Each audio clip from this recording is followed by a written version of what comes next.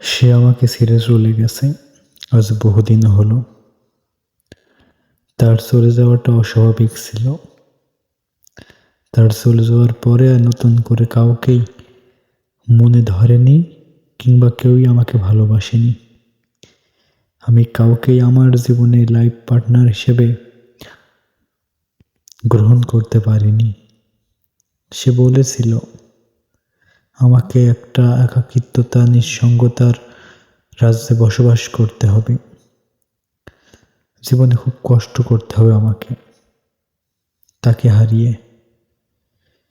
সেই জীবনটাই আমি অতিবাহিত করছি। তার সেই কথাটাই যেন সত্যি হলো। আজ অনেকটা বছরই একা একা জীবনযাপন করি। কত দুঃখ কষ্ট জরাজীর্ণ জীবন নিয়ে চলাফেরা করি। মৃত্যুটাও আমার থেকে মুখ ফিরিয়ে নিয়েছে।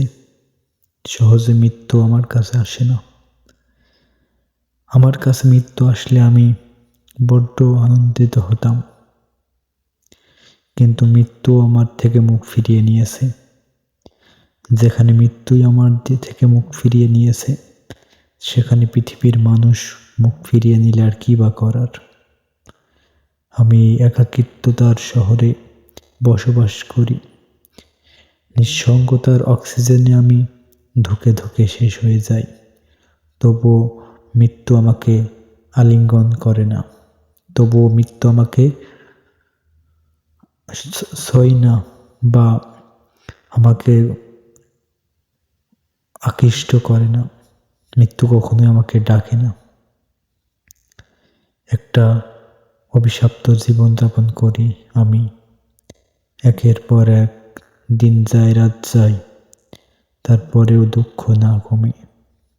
আমি দুঃখের ধারে বসবাস করি।